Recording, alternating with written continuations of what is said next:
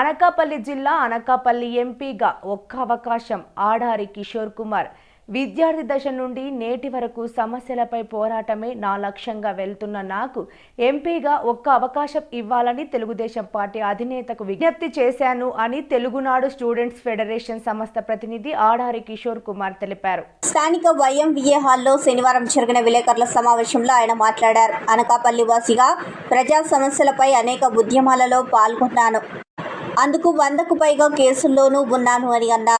ముఖ్యంగా ఎంపీగా పార్లమెంట్ నియోజకవర్గంలో అనేక అభివృద్ధి కార్యక్రమాలు చేయవలసి ఉంది. ముఖ్యంగా మీకు ఏం కావాలి అని అడిగినప్పుడు 1250 మంది నిరుద్యోగ సమస్య కోసం తెలియపరిచారు. వాటి సమాచారం కోసం కృషి చేస్తానని అన్నారు. మా నాయకుడు జ్యుడిషియల్ కస్టడీలో ఉన్నప్పుడు గల్లీ నుండి ఢిల్లీ వరకు నాదైన శైలిలో సమస్యను జాతీయ నాయకులకు విన్నవించాను అని అన్నారు. యువగలంలో నారా లోకేష్తో అడుగు కలిపాను. 2009-2014 వరకు సమైక్యాంధ్ర ఉద్యమంలో రాజీనామా లేని పోరాటం చేశానని అన్నారు. కులాలకు అతీతం నేను, కులం పక్కన పెట్టండి. నా వ్యక్తిత్వాన్ని, ప్రజా సమస్యలపై పోరాడే తత్వాన్ని తెలుసుకొని ఒక్క అవకాశం ఎంపీగా ఇవ్వాలని పార్టీ అధినేతను మీడియా ద్వారా కోరారు.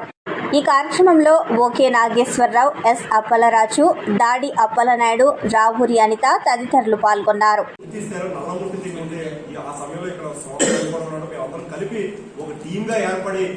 మన తాడేపల్లి గూడెంలో ఉన్నటువంటి హార్టికల్చర్ యూనివర్సిటీలో ఉన్నటువంటి సైంటిస్టులను తీసుకొచ్చి కలెక్టర్తో మాట్లాడి ఆ కొబ్బరి తోటంతా కూడా నల్లముట్టు దగ్గర పోయే విధంగా మేము అందరూ పూర్తి స్థాయిలో ప్రయత్నాలు చేయడం జరిగింది.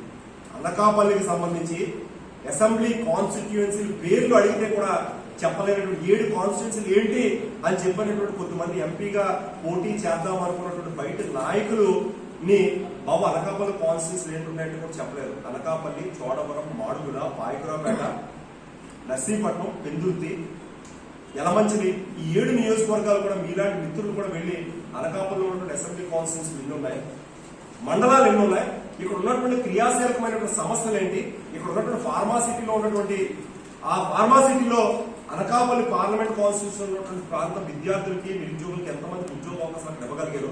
ఒక స్టీల్ ప్లాంట్ కానివ్వండి, యాంటీపీసీ కానివ్వండి, ఇక్కడ ఉన్నటువంటి డాక్ యార్డ్ కానివచ్చు, షిప్ బిల్డింగ్ సెంటర్లో కానివచ్చు, అనేకమైనటువంటి సంస్థల వరకు కూడా సమైక్య ఆంధ్రప్రదేశ్ ఉద్యమాన్ని స్టేట్ లో లీడ్ చేసి జేఏసీ కన్వీనర్ హోదాలో నాపై సుమారు 100కు పైగా పోలీస్ కేసులు ఉన్నటువంటి వాస్తవ విషయాలు కూడా మీ అందరికీ తెలిసిందే. అనేక ఉద్యమాలు నిర్వహిస్తూ ఈరోజు ప్రజల్లో మమేక ప్రజల యొక్క సమస్యల కోసం పోరాడుతున్న వ్యక్తిగా నాకు అవకాశం కల్పించాలని చెప్పి నేను కోరుతా ఉన్నాను.